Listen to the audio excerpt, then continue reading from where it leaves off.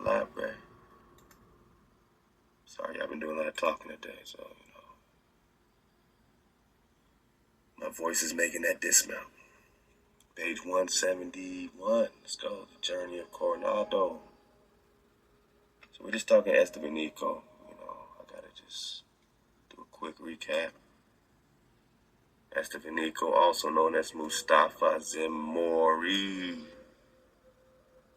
Estebanico was one of the first native Africans. So he's a Moor from Africa, from Morocco. He didn't look that way in the cartoon, huh? The child of the sun didn't look like a Moor from Morocco named Mustafa.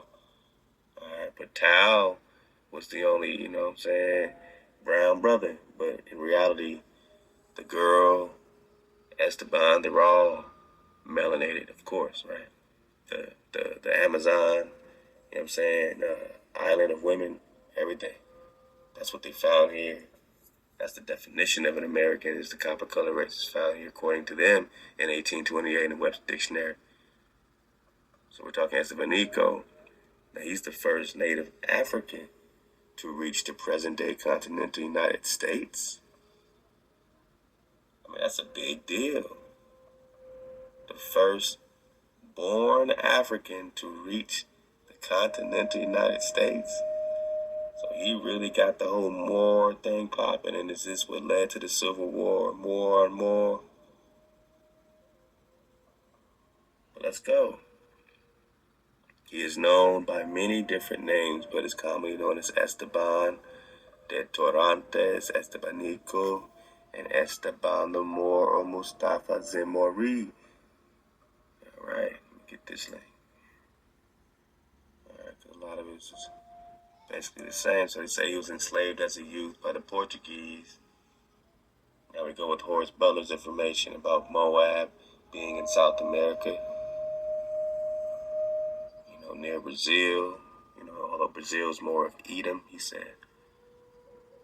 And Esteban, all throughout the cartoon, he said, I feel like I'm from South America, and South America feels like my home. So there's more saying that, I feel like I have a home here in South America, and that correlates with, the good brother Horace Butler's information.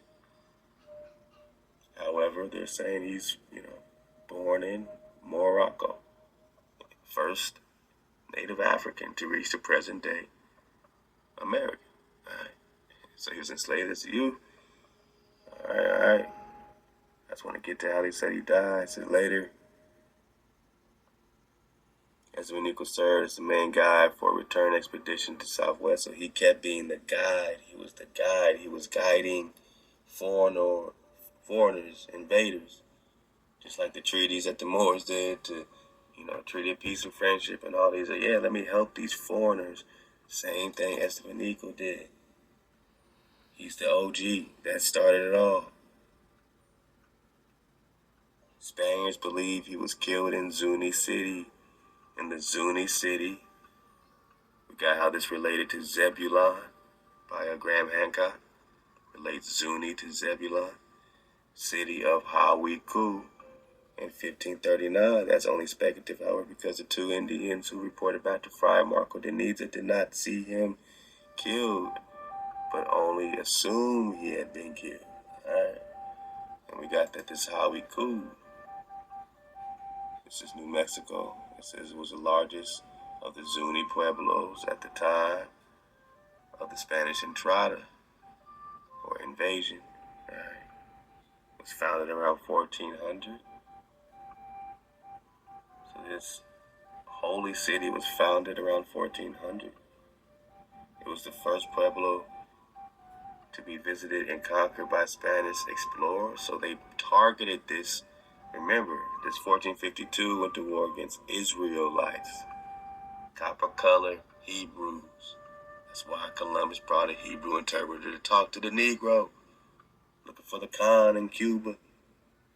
It was now Hawikuh, New Mexico. This is just facts. Was the first land to be visited and conquered by Spanish explorers. Interesting, right? The Pueblo site is located 12 miles southwest of Zuni-Cibola. Alright, they keep saying that it's in they call it a national landmark, of course, now, Zuni-Cibola complex. Alright. Estebanico, Stephen the Moor, Mustafa is a northern African slave assigned to Fray Marcos de Niza's expedition, was the first non-native to visit Hawikuh. We're talking New Mexico. Where's your 9 Paleo-Hebrew commandments? New Mexico. Los Lunas. In 1539, he was killed when he did some dumbass shit by alarming the Zuni tribesmen, or these Israelites, with decorations that symbolize death. So this child of the sun brought them symbols of death, and they killed him. They killed the first non-native to visit them, the first African coming to America, bringing these weapons and symbols of death. And these Spaniards, which only brought death, they brought death in many ways. It wasn't just symbolic. Francisco Vasquez to get Coronado. We're going to get into the Coronado drop. That's what we're doing. That's what we're in right now.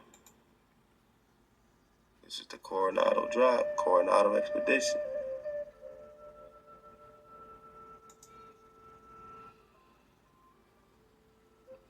So Coronado conquered the Pueblo in 1540, hoping it was one of the legendary 7 cities of gold.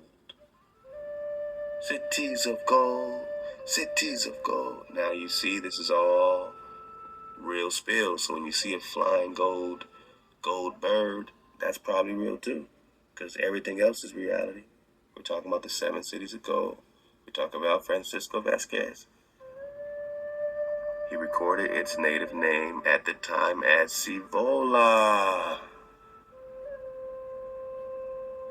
though others who accompanied him wrote it as Cibola. It's the same thing. So Cibola is Cibola. All right. Cibola. Okay.